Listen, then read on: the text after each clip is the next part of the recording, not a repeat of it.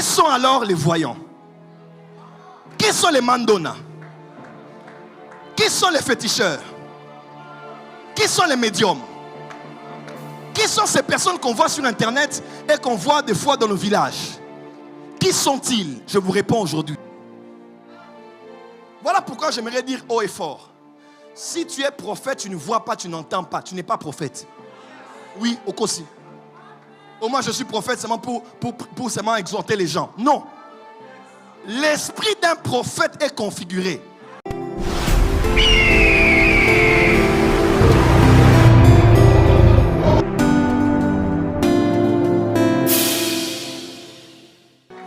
Aïe, aïe, aïe.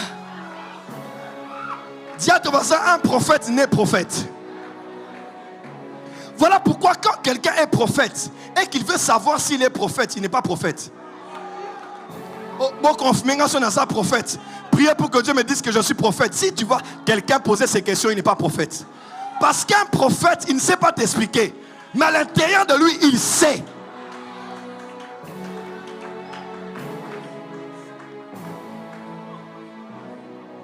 Et au fil des années, j'ai réalisé que le Dieu créateur a pris de fois les esprits des prophètes en groupe.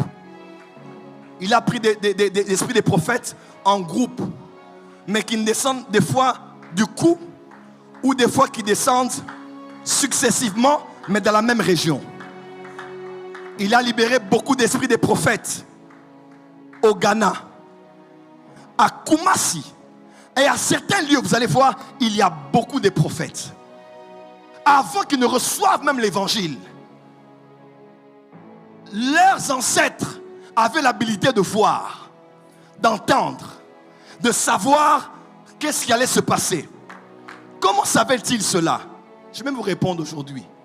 Avant que les démons ne viennent, avant que les esprits familiers ne viennent, avant que la puissance de la coutume ne vienne, ces hommes-là avaient reçu des dons du Dieu créateur, parce qu'ils étaient des prophètes nés dans un corps, mais dans un lieu qui était sans Dieu et un lieu qui était sans Christ. Mais comme ils étaient configurés à entrer en contact avec l'invisible, le caché et le futuriste, ils commençaient à voir, ils commençaient à parler, ils commençaient à entendre. Et quand il y avait un sorcier à proximité, le sorcier venait, il récupérait le don de l'esprit des prophètes. Et les démons maintenant prenaient et ils entouraient ce prophète-là et on magnétisait son don. On activait le principe de son esprit des prophètes, mais dans la sorcellerie, mais dans le pouvoir coutumier de la famille. Mais avant toute chose, ce qu'il avait d'abord venait de Dieu. Satan ne peut pas utiliser quelqu'un si quelqu'un n'a rien reçu de Dieu avant tout. Non. Si tu ne peux pas avoir l'esprit de séduction, si tu n'as pas quand même une habilité séductrice, maman, quand même. Satan ne peut pas t'utiliser. Il ne t'utilise que dans la capacité de ce que le Créateur a déjà mis en toi. Qui sont alors les voyants? Qui sont les mandonas? Qui sont les féticheurs? Qui sont les médiums? Qui sont ces personnes qu'on voit sur internet et qu'on voit des fois dans nos villages? Qui sont-ils? Je vous réponds aujourd'hui, ce sont les prophètes. Oui, c'est le Créateur qui avait envoyé dans leur famille, leur tribu, leur lignée, l'esprit des prophètes. Mais c'est seulement après, comme ils n'ont pas connu Jésus, comme ils n'ont pas connu Christ sur leur chemin, leur esprit des prophètes configuré au monde spirituel a été orienté aux ténèbres. Si ce n'était pas le cas, tous les païens allaient commencer à voir l'avenir. Tous les païens allaient entrer en contact avec les morts. Tous les païens allaient lire les étoiles. Tous les païens allaient lire les mains.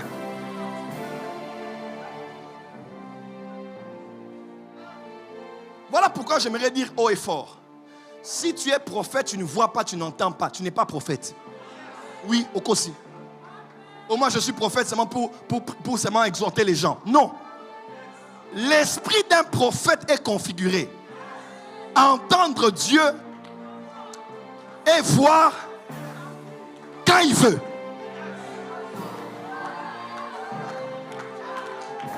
C'est pas la nourriture des enfants, ça. Voilà pourquoi un prophète majeur ou un prophète qui a grandi dans ses aptitudes prophétiques Il peut voir par la parole de connaissance. Il peut voir par l'onction prophétique. Il peut voir par l'atmosphère prophétique. Il peut voir parce qu'un ange des prophètes est là, il lui montre des choses. Il peut voir quand le ciel est ouvert. Des fois, c'est moi, le ciel est ouvert. Hein? Toi, homme de Dieu, tu es déconnecté, mais le ciel est tellement ouvert, la louange est forte. Et puis, paf, tu entres là-bas et puis ça s'ouvre. Mais quand toutes les voies sont fermées, quand au nord, au sud, à l'est, à l'ouest, en haut et en bas, tout est fermé, un prophète qui connaît son travail peut utiliser son esprit des prophètes. Et le prophète Joël Francis est l'un d'entre eux. Voilà pourquoi dans toutes mes prophéties, 3 quarts je dis, dans mon esprit je vois.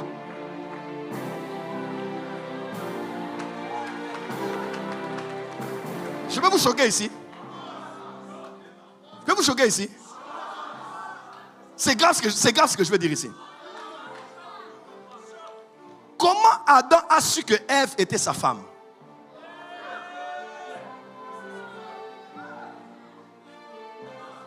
Quand Adam a vu Ève, il dit, oh, on dirait que j'ai déjà vu. Est-ce que ça t'est jamais arrivé aussi d'arriver quelque part, de voir quelqu'un un jour, tu ne sais pas expliquer, mais tu as l'impression que tu as déjà vécu cette scène, tu as l'impression que tu as déjà vu cet homme, tu as l'impression que tu as déjà été dans cet endroit, tu ne sais pas expliquer. Ce n'est même pas un rêve que tu as fait, mais tu as l'impression que tu as déjà vécu ça. Je te donne un verset. Jésus, avant de venir sur la terre, il a dit au Père, dans ton livre était déjà écrit. Non, tu n'as pas entendu. Psaume 139 dit, il dit, avant même que mes jours, avant que je ne puisse naître, tous les jours qui m'étaient destinés avaient été écrits dans ton livre. Ah.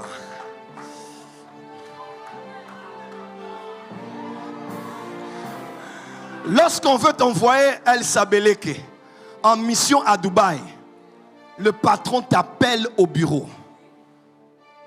À part ce qu'on appelle le quoi? Le frais de mission. À part les billets, tout ce qu'il faut, on te donne l'ordre de mission. Ce que je veux dire est grave. Ce que je veux dire est grave. En tout cas, théologien, pardonnez-moi, ce que je veux dire est grave. Je peux aller? Encourage-moi pour que j'y aille.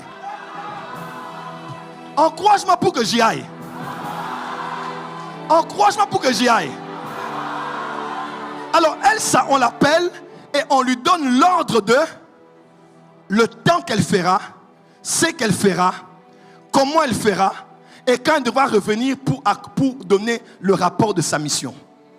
Voilà pourquoi quand Jésus était envoyé sur la terre, son temps de mission était 33 ans. Son job description, son ordre de mission était Ésaïe 61 qui s'est accompli dans Luc chapitre 4.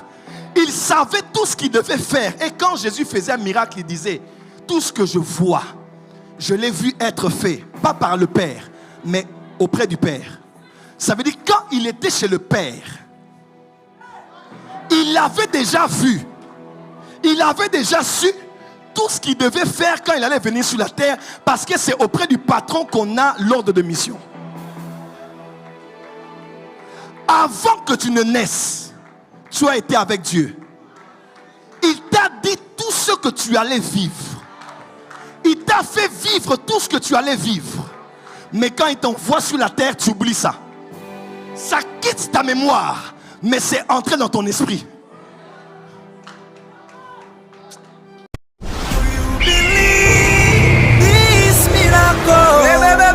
Supernatural dunamis power. Receive a miracle.